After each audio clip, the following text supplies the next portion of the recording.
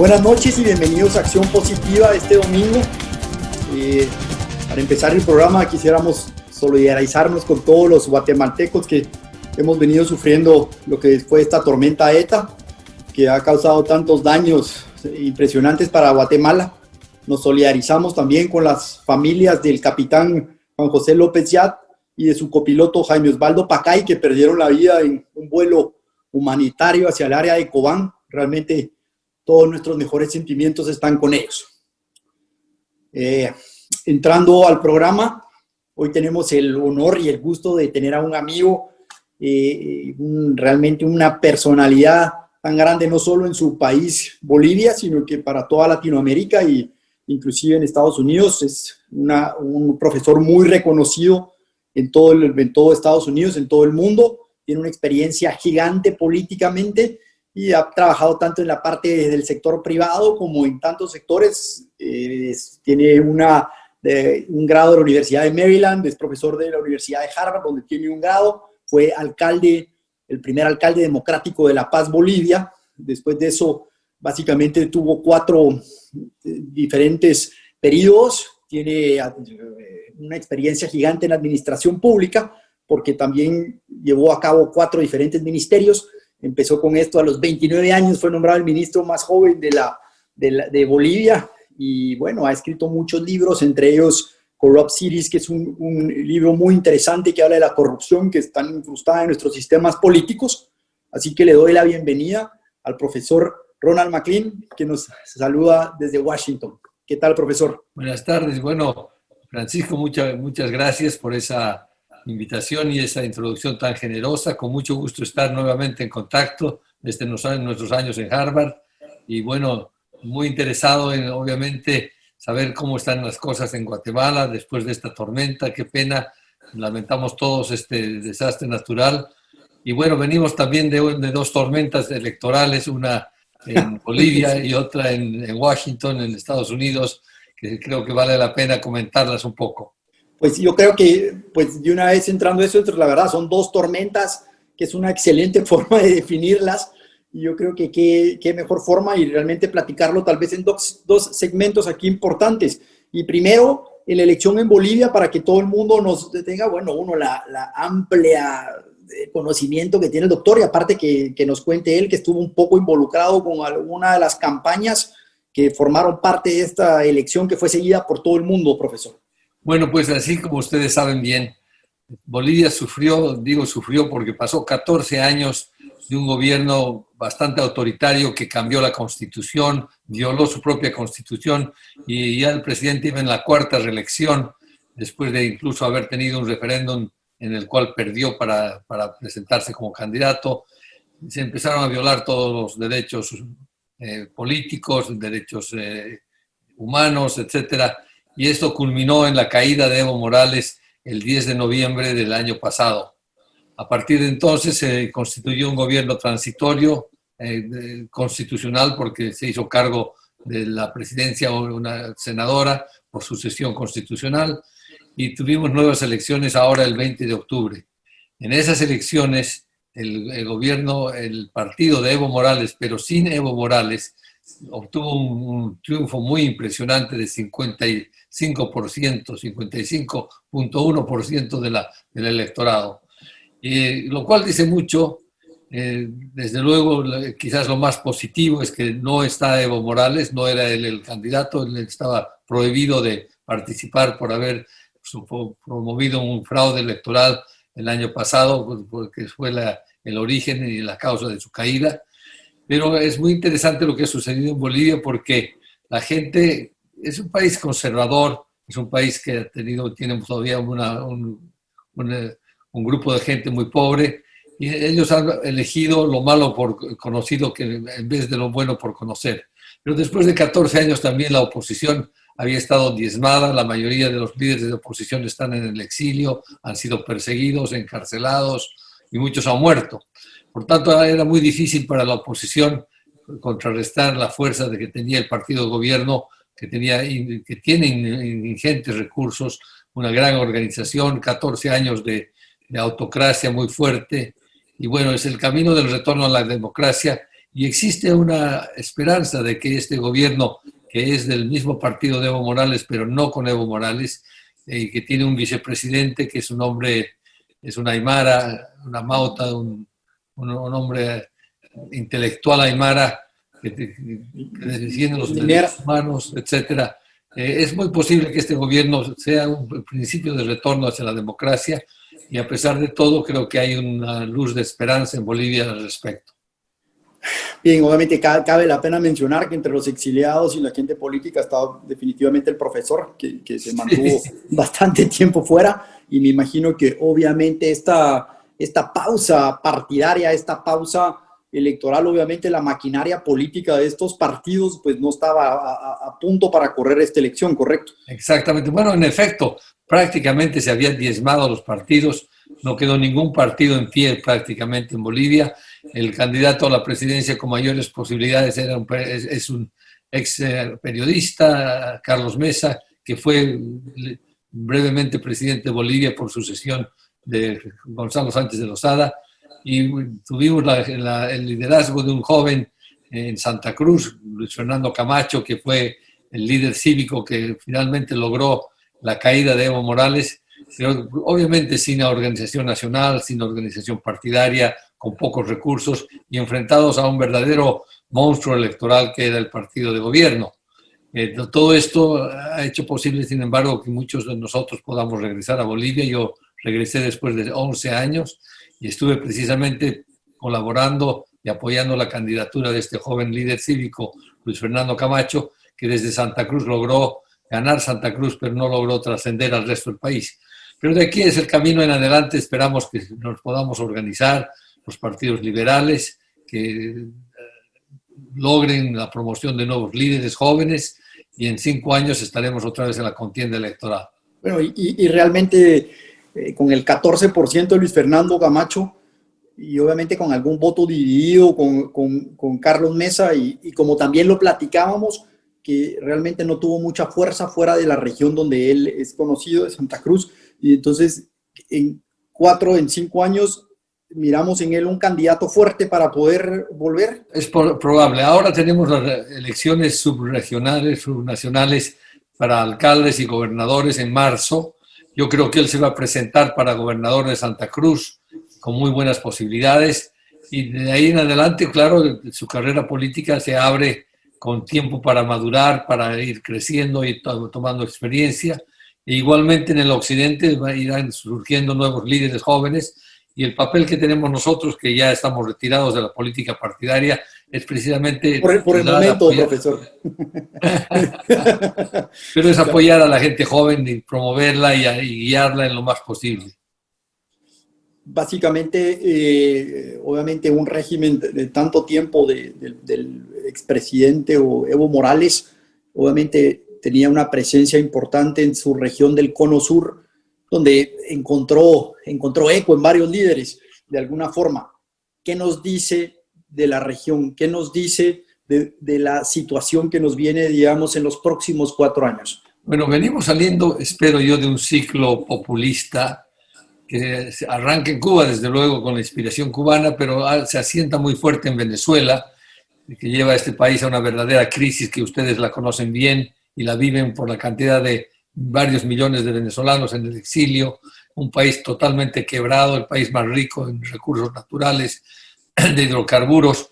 Y bueno, vamos saliendo de aquello, pero en el caso de Bolivia, Bolivia era un eslabón clave para el socialismo del siglo XXI, que ha venido, incluso el país pobre que ha venido financiando a Podemos en España, el partido de izquierda de Iglesias, que ha venido también apoyando a Venezuela, a Cuba, a Nicaragua, aparentemente no solamente con recursos, sino también con droga, que se transportaba desde Bolivia a Venezuela y a Cuba. Entonces, lo que se ha luchado en Bolivia, la elección esta última del 20 de octubre, es una contienda continental. En Bolivia se ha luchado una batalla del socialismo del siglo XXI con todos sus recursos, sus apoyos, la intromisión, la guerra cibernética que se ha hecho. Y en Bolivia, lamentablemente, claro, los partidos que no existen, la oposición apenas organizada, ha tenido que enfrentarse contra este mamut enorme, Goliat, y claro, no nos ha ido muy bien. Han habido muchas fallas internas de la oposición que no logró unificarse, no logró tener una estrategia conjunta, pero la esperanza es que países como Venezuela, como Nicaragua, en su eventualidad Argentina y México, se vayan deshaciendo de este populismo tan peligroso y que además tiene una injerencia fuerte y tiene una base con el narcotráfico, lo cual es muy peligroso y muy delicado. Y en Bolivia ellos encuentran una fuente de financiamiento a sus actividades políticas. Y básicamente, obviamente, Bolivia, un país tan lindo. He tenido la oportunidad de estar en Uyuni, en fin, en tantos lugares, y La Paz, que es tan linda. Pero obviamente, como platicábamos, el populismo, el discurso que ellos manejan casi que es gasolina para ellos. Porque pueden confundir, pueden usar otras herramientas. ¿Qué paso tendrían que dar la oposición a su criterio, con su amplia experiencia, para decir, lograr ciertas metas, digamos, en los próximos años? ¿Qué le falta a esta oposición para poder platicar directamente con este electorado que, quiera que no, es un electorado que habló fuerte? Absolutamente. Bueno, hay que decir que Bolivia estuvo entre el año 85 y el 2005, tuvimos 20 años de gobiernos liberales que prepararon al país, abrieron el país, ordenaron las instituciones, lo cual hizo posible un influjo de inversión extranjera muy importante de unos 20.000 millones de dólares, que entre otras cosas logró cuantificar ingentes reservas de gas natural, que son la principal exportación de Bolivia hacia Brasil y Argentina. Y le tocó a Evo Morales que los precios de alrededor de $10 por barril, esto se sube a 140.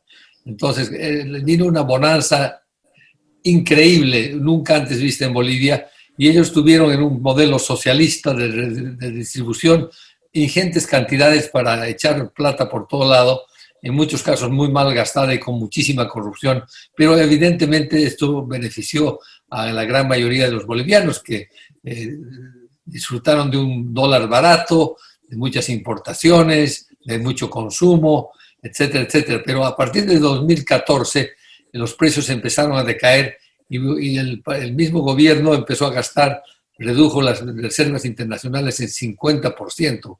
De 15.000 millones de dólares de reserva que teníamos, bajamos a 6.000 más o menos.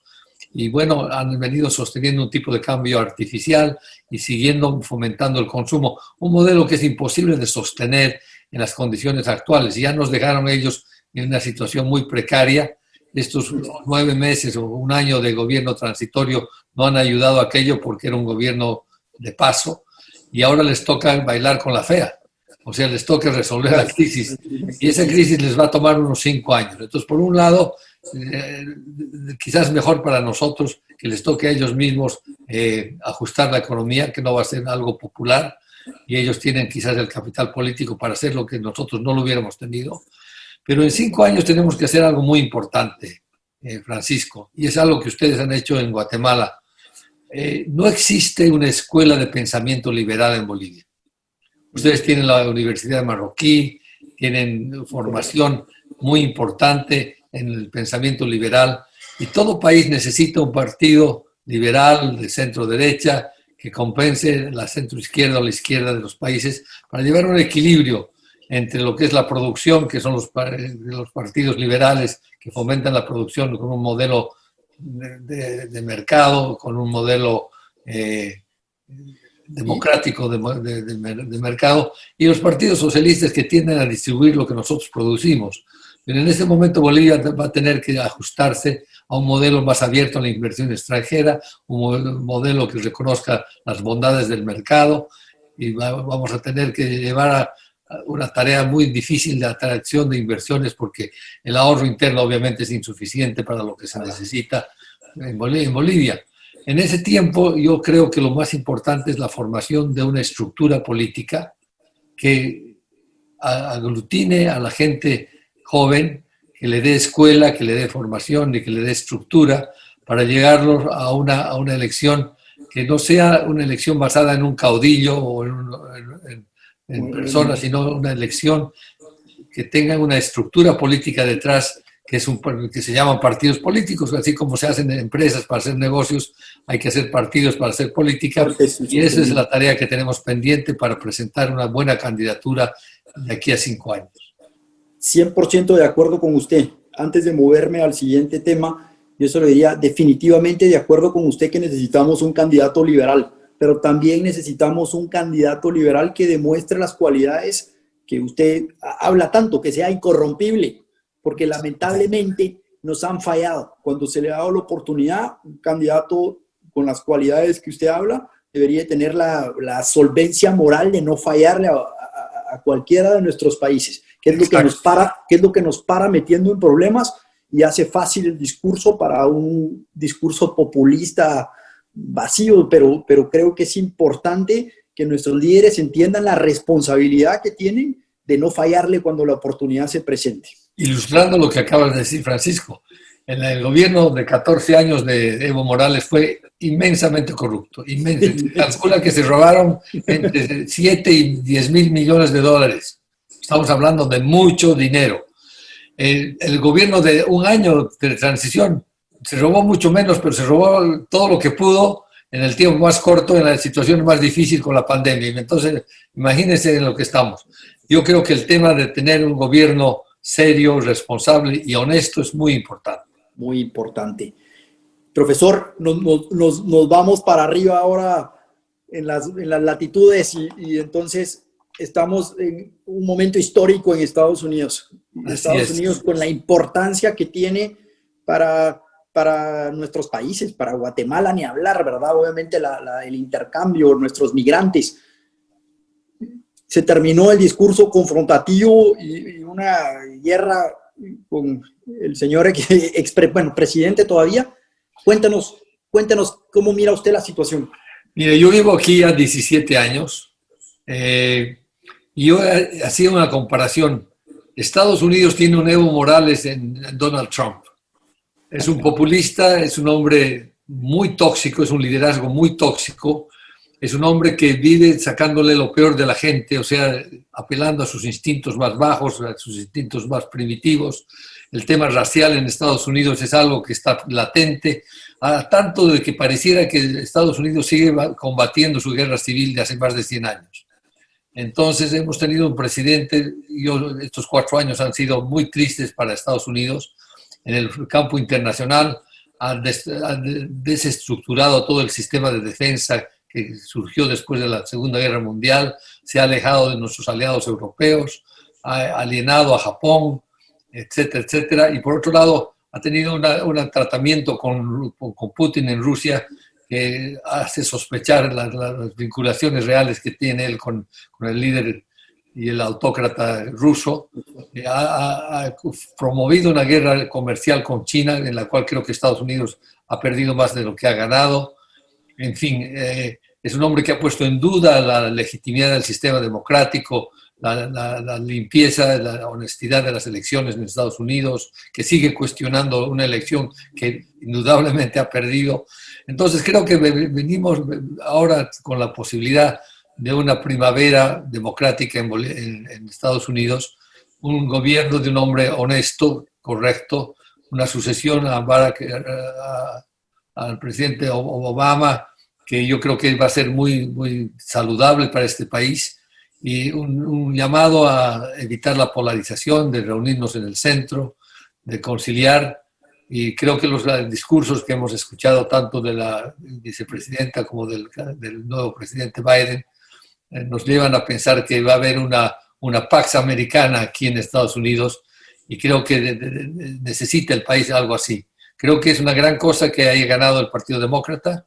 La gente decente del Partido Republicano fue marginada y fue vilipendiada y abusada por Trump, pero no cabe duda que es un hombre que sorpresivamente, a pesar de todos sus defectos y de todas sus fallas de carácter, ha jalado una votación impresionante.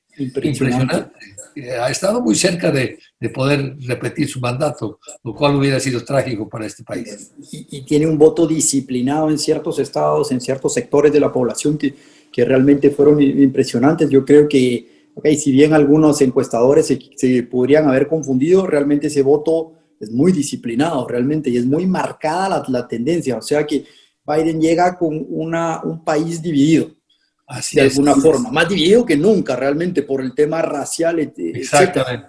Pero después de una sequía de ya varios años, de 4 o 5 años de esto, realmente en el discurso de aceptación donde estuvo Biden hablando en Maryland hace unos días, pues realmente como que, bueno, se sintió bien, ¿verdad? O sea, realmente creo que fue la primera Muy vez que bien, estamos muy hablando bien. de unidad y de tantas cosas que en vez de confrontar y pelear, ¿no? Exacto. Yo creo que está muy bienvenida la presidencia de Biden. Trump permanente hablaba de los estados azules y los estados rojos y los nuestros y los de ellos. Y como dice Biden, hablamos del United States of America. Yo creo que es muy importante un liderazgo como el de Biden, que va a ser un liderazgo de unidad más bien que de confrontación. Por otro lado, viene y realmente uno de los temas que quedan un poco y que nos influyen a nosotros es en materia económica. Es decir, y Guatemala de repente a veces se pregunta, bueno, ¿qué es mejor para nosotros? O sea, es decir, bueno, ¿qué esperar de estos 4 años de un gobierno demócrata viniendo de algunas reformas que hizo Trump? Bueno, primero yo creo que en el orden internacional es interesante que Biden va a retornar al Acuerdo de París del medio ambiente. Eso es muy importante. Creo que Buenísimo. la política americana hacia Latinoamérica va a tener un giro en cuanto va a buscar una apertura más grande hacia regímenes democráticos liberales, pero no radicales. O sea, la relación, por ejemplo, que tiene México, López Obrador con Trump, es una relación entre dos autócratas. La relación que tiene el presidente del Brasil con Trump también tiene ese mismo carácter, etcétera. Es notable que el presidente americano anterior, o sea, Trump, ha tenido una gran afinidad con los autócratas del mundo, con Erdogan en Turquía, con Putin en Rusia, y igualmente Corea del incluso con Norte. un autócrata de izquierda como López Obrador. Yo creo que la administración demócrata va a buscar más bien una apertura más liberal, más democrática. Y en lo económico, obviamente, creo que la actitud esta de Trump, de America First, que incluso fue a desincentivar las inversiones americanas en Latinoamérica, como en el resto del mundo, pero particularmente en México, ¿no? Tratando de obligar a las fábricas de automóviles americanas que producen en México a regresar a Estados Unidos. Creo que esa política se va a revertir, porque Estados Unidos ya no es una economía industrial, es una economía postindustrial. No podemos competir en Estados Unidos con Alemania en fabricar automóviles. Los alemanes están mucho mejor, pero lo que hace Estados Unidos tiene una tecnología aún mayor, aún superior. Y claro, las grandes empresas exitosas del mundo hoy en día están en Estados Unidos, pero son los Microsoft, son los Facebook, son etcétera, Amazon. Estados Unidos está en una categoría superior a la categoría industrial. Y Trump estaba con una nostalgia de los años 50 de volver a industrializar Estados Unidos, que en efecto es un retroceso a una política anterior superada por Estados Unidos. Totalmente, creo que por el contrario, estaba haciendo toda una planificación para atacar un lío directo contra Twitter, contra Facebook, Exacto. etcétera. O sea, Castigar a los exitosos. castigar a los exitosos. Sí, eso es la realidad. Ahora, en el tema migratorio que preocupa tanto, o sea, realmente a nuestros países, Guatemala, como usted bien lo sabe, ahorita nuestro producto rebasó a nuestras exportaciones. O sea, nuestros migrantes hoy por hoy están en una posición tan grande manteniendo nuestra economía y somos pues, dependientes de esta economía. ¿Qué diferencia mira usted entre un gobierno de Trump contra un gobierno de Biden? Muy importante. Yo creo que Biden ha prometido tener una nueva política migratoria en los primeros 100 días de su gobierno. Creo que va a facilitar la permanencia de los Dreamers. No va a continuar con esa política criminal, porque no hay otra palabra, de separar a los niños de los padres, que ha sido una cosa horrible. Esto todavía no se ha llegado a conocer en su detalle, pero va a ser una especie de holocausto porque lo que han hecho con esos niños, y hay como más de 500 niños perdidos, que no saben dónde están los padres, etcétera, es una cosa que jamás se puede haber hecho en un país civilizado como Estados Unidos. Ha sido de una crueldad extrema. Y ese tipo de actitud, obviamente, un gobierno de Biden no lo va a tener jamás. Yo creo que van a tratar de regular la migración, van a cambiar el sentido de lo que Trump estaba tratando de hacer, que es prácticamente garantizar una migración de gente blanca en Estados Unidos y reprimir la migración de nuestros países y de países del África, etcétera. Cuando este país es un melting pot, como sabemos nosotros, es hecho por los migrantes, y él mismo es un migrante, su mujer llegó ilegalmente a Estados Unidos. Y bueno, sin embargo, es un racista, no cabe duda que es un hombre con prejuicios raciales, empezando de que se tiñe el pelo de rubio, ¿no es cierto? Entonces, ese tipo de complejo no lo tiene Biden, ¿no? Yo creo que además el voto latino fue muy importante en la victoria de Biden, muy importante. No, bueno, y es más, el voto, Florida, ¿no?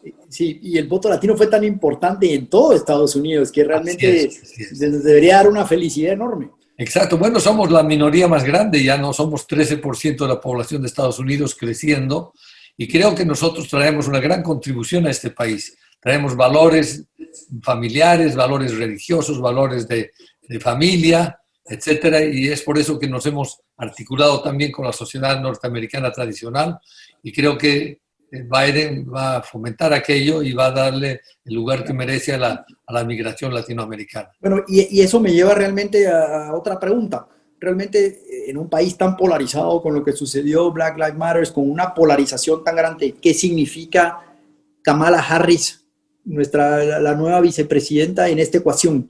¿Cuál es su significado en su punto de vista? Muy importante. Primero, es una mujer, la primera mujer vicepresidenta en la historia de Estados Unidos, pero no solamente eso, es una mujer de múltiples orígenes étnicos, porque la madre es hindú, el padre es jamaiquino, etcétera. Es una mezcla interesantísima, una mujer firme, una mujer seria, una mujer fuerte.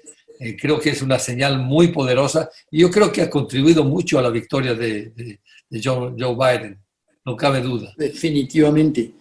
Profesor, increíblemente se nos acabó el tiempo, pero me voy a ir haciéndole una pregunta directa a usted. Biden a sus 78 años oxigenó a muchos políticos con una experiencia enorme. ¿Lo vamos a ver a usted unificando a Bolivia en 4 años? Bueno, en esa tarea estoy, ¿no? Yo he dejado la política partidaria, pero estoy muy activo y muy involucrado en promover la unidad de Bolivia, parar esa polarización que hay tan fuerte. Y creo que estoy trabajando a través de varios grupos políticos y regiones para lograr aquello y lograr lo que le decía al principio Francisco, la escuela una escuela liberal que eduque al electorado sobre las bondades de una economía de mercado, que son lo que necesitamos para progresar. Por otro lado, en el caso de Estados Unidos, fue muy importante tener un presidente de origen negro, como es muy importante ahora tener una vicepresidenta de origen mezclado, que esto ayuda a la gente a promover. Los niños de color o las niñas de color hoy día pueden soñar en algún día ser o presidentes o vicepresidentas, ¿no es cierto? Y en el caso de Bolivia se rompió también ese mito de que no podía llegar un indígena a ser presidente. Lo llegó a ser, lejos de ser un Mandela, lamentablemente fue otra cosa, pero creo que ha habido un avance importante en este sentido. Profesor, de verdad que un gusto. Gracias por acompañarnos esta noche. Nuestro público se va a disfrutar muchísimo este programa y esperamos poderlo tener aquí en el futuro. Y de ya le agradecemos mucho y nos vemos pronto. Gracias, profesor. Gracias, Francisco. Gracias por la invitación y buena suerte a Guatemala, un país que queremos mucho y que se parece mucho a Bolivia, además. Un abrazo grande. Un abrazo, profesor. Muchas gracias a todos y nos vemos el próximo domingo con más Acción Positiva.